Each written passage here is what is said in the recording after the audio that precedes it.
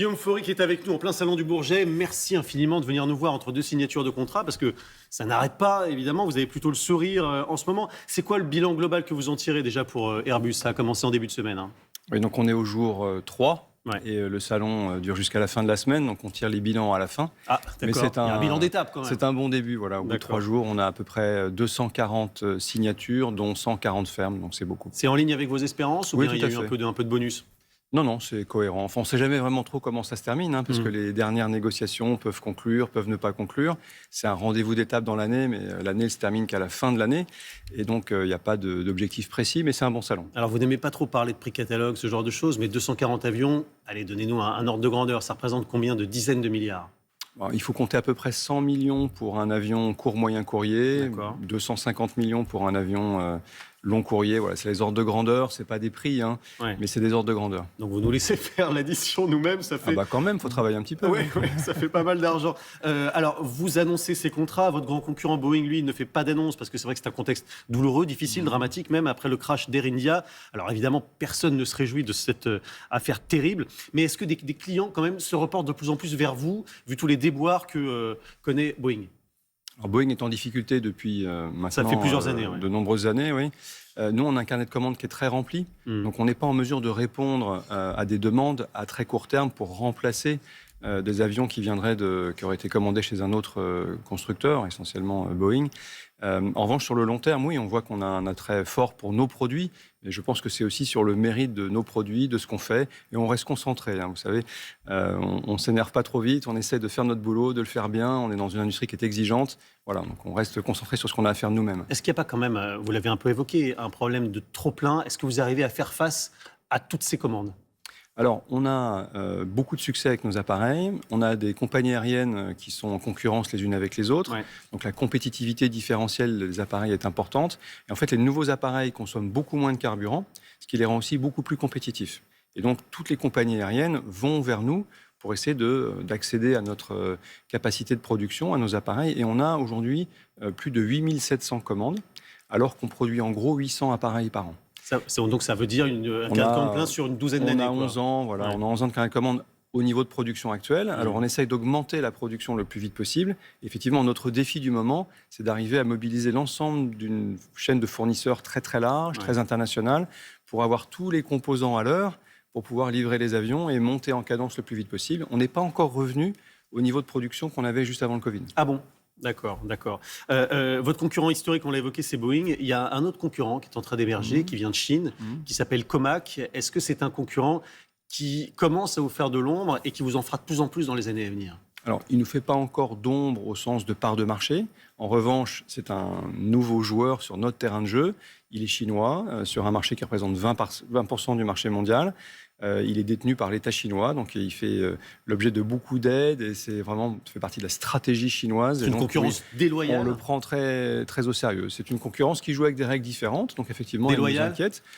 Il y a des règles internationales du commerce par rapport aux règles de l'OMC, oui, on est un peu en décalage, mais c'est la réalité dans laquelle on est aujourd'hui. Et pour faire face à cette concurrence, vous vous projetez évidemment sur l'avenir, c'est votre job. En tant que président, votre best-seller, c'est évidemment l'A320, que tout le monde connaît, mais il va lui falloir un successeur, vous travaillez beaucoup dessus, c'est pour quand? Alors, on a l'ambition d'avoir, en 2050, atteint la neutralité carbone. Ouais. Ça ne va pas se faire avec les appareils d'aujourd'hui et les carburants d'aujourd'hui. Donc, il y a deux grandes voies d'amélioration, c'est les avions et les carburants. Et les avions, c'est vraiment notre boulot. Donc, on prépare effectivement la succession de l'A320. L'A320, c'est le plus grand succès mondial de l'aviation commerciale.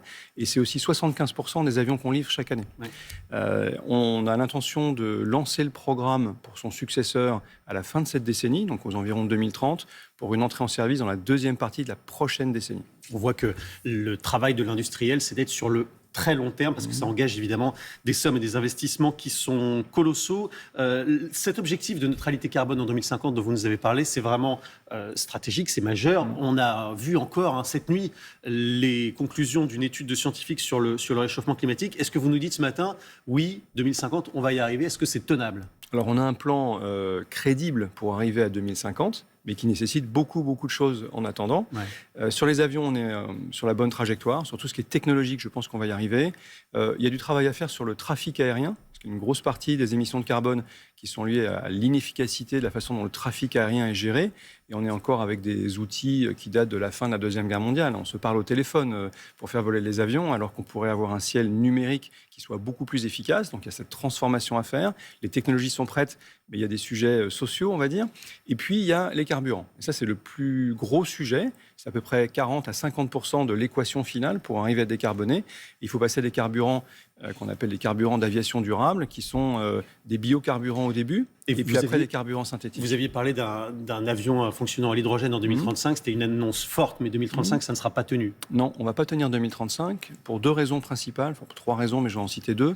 La première, c'est que les 5 ans de travail qu'on a fait pour avoir un avion qui fonctionne, sont arrivés à une conclusion qui est que oui, on peut faire un avion à hydrogène qui fonctionne, mais sa compétitivité ne serait pas suffisante par rapport à celle des autres avions. Et donc, on a des risques que les compagnies aériennes ne l'achètent pas. Ouais. Donc, on refait 5 ans de développement de technologie, et on a fait un partenariat là, au Salon du Bourget avec MTU, par exemple, sur la pile à combustible, pour arriver à un avion qui sera compétitif, même par rapport aux avions existants.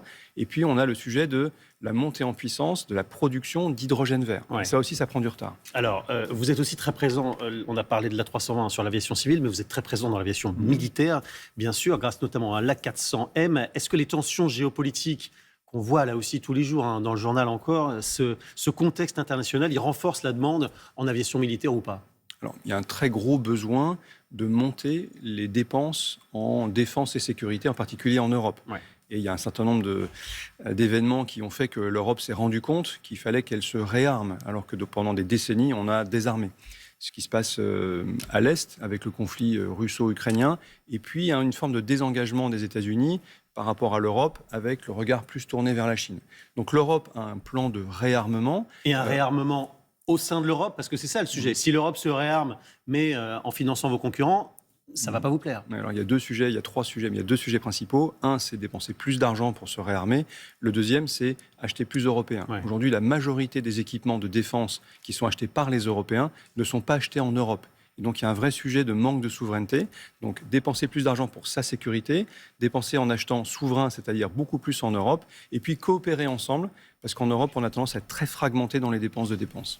Le contexte international, il a changé aussi sur le plan économique. Il y a une particularité qui est assez méconnue, au fond, sur l'aéronautique, c'est que depuis 1979, il n'y a pas de droit de douane dans votre secteur, ce qui a permis ce développement d'Airbus. Sauf que depuis que Donald Trump est là, des droits de douane, il en a remis. Où ça en est ? Dans quelle mesure ça vous perturbe ? Est-ce que vous pensez que ces droits de douane vont sauter ?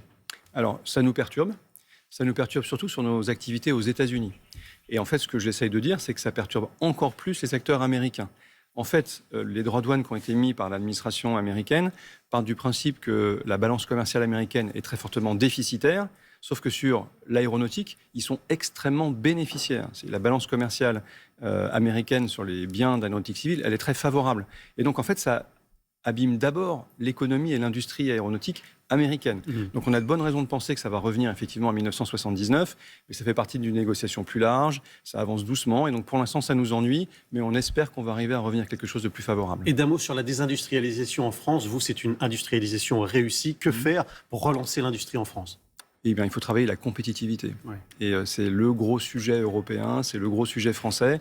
On a aujourd'hui, malheureusement, un modèle social qui a été mis en place au sortir de la Deuxième Guerre mondiale, qui devient aujourd'hui infinançable par l'économie et par l'activité industrielle qu'on a. Et plus le modèle social repose sur cette économie, plus cette économie a des difficultés, moins elle est compétitive, plus elle part de France, c'est les lois de l'économie.